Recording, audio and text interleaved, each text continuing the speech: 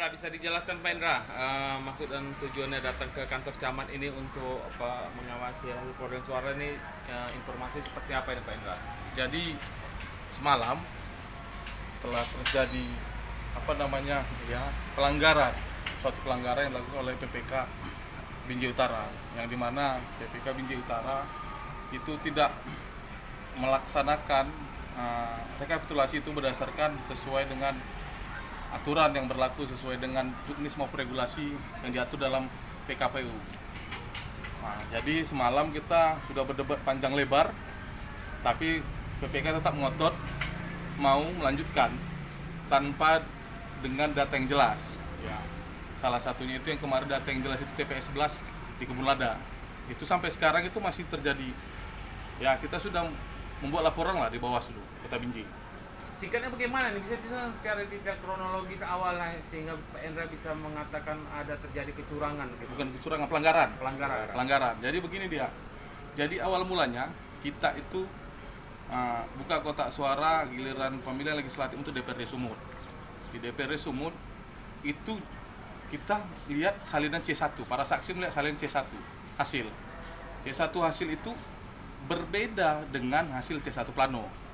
Sesuai regulasi dan juknis, sesuai dengan yang diatur dalam undang-undang yang diatur dalam PKPU, maksud saya PKPU, itu ketika berbeda salinan C1 hasil dengan C1 plano, maka rujukannya C1 plano, pedoman C1 plano.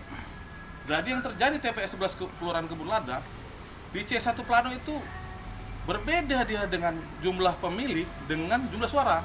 Untuk tingkat DPRD provinsi ya, kalau yang presiden, DPRD, DPD sudah clear semua. Untuk tingkat DPRD provinsinya berbeda jumlah suara sama jumlah pemilih. Saya sampaikan sama PPK, Bu, saya berani garansi pasti untuk tingkat kota Binjai pasti salah juga jumlah pemilih sama jumlah suara. Ya. Dicek, benar juga, berbeda dia. Setelah itu PPK mengambil apa kesimpulan, kita coba buka daftar hadir. Dibuka daftar hadir. Rupanya daftar hadir berbeda juga dengan jumlah pemilih dan jumlah suara. Ya. Jadi saya bilang, udahlah, kita buka aja kotak suara, kita hitung ulang biar clear semua. Yang namanya pemilu ada namanya azas kejujuran dan ada azas keadilan. Jadi biar kelihatan semua clear, tidak ada masalah, tidak ada problem. Tapi PPK beralasan kita tunda sampai besok, bilang hari Senin semalam, supaya kita panggil KPPS, kita klarifikasi. Oke, sepakat. Ketika KPPS dihadirkan, kita tanya dan menjelaskan, KPPS menjelaskan, ketua KPPS menjelaskan bahwasannya menurut catatan mereka jumlah pemilih itu 206, berbeda lagi dengan jumlah hadir dan berbeda lagi dengan jumlah suara. Jadi kita sampai ke PPK, ya kita bingung, yang mana menjadi acuan kita? Jumlah suara kah, jumlah pemilih kah, atau daftar hadir? Yang kita ketahui daftar hadir itu pasti diteken oleh para pemilih, ditandatangani. Kalau jumlah suara kita nggak tahu. Jadi terakhir saya sampaikan, sudahlah, kita buka kotak suara, kita hitung ulang.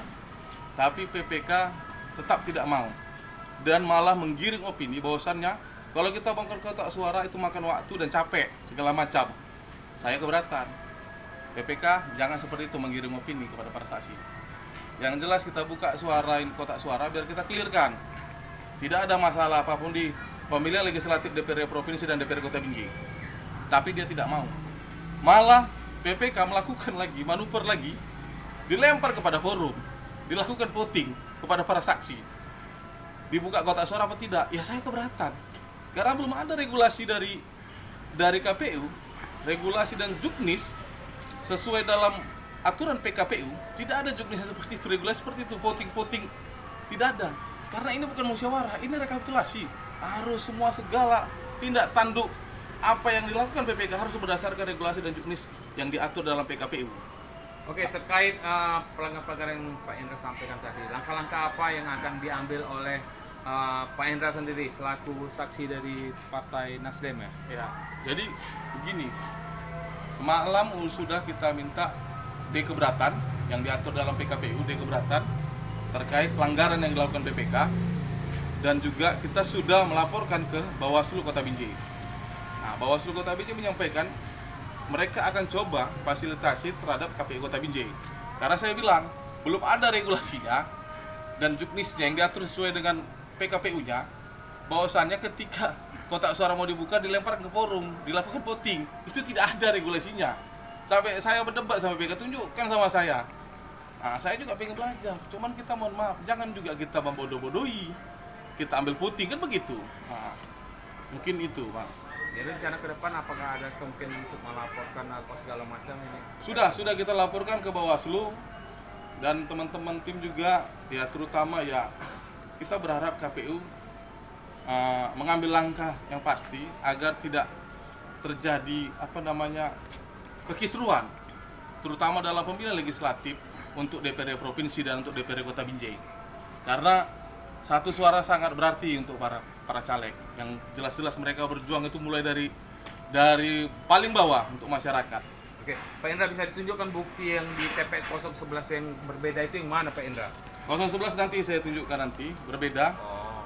Di handphone saya juga ada jumlah pemilih itu sama jumlah suara itu berbeda jauh. Selain itu ada lagi Pak Indra, selain jumlah pemilih, jumlah suara, Ada lagi di beberapa pelanggaran-pelanggaran yang dikumpulkan oleh Iya. tim Pak Indra. Jadi di beberapa di beberapa TPS banyak terdapat salinan C1 hasil itu berbeda sama C1 plano.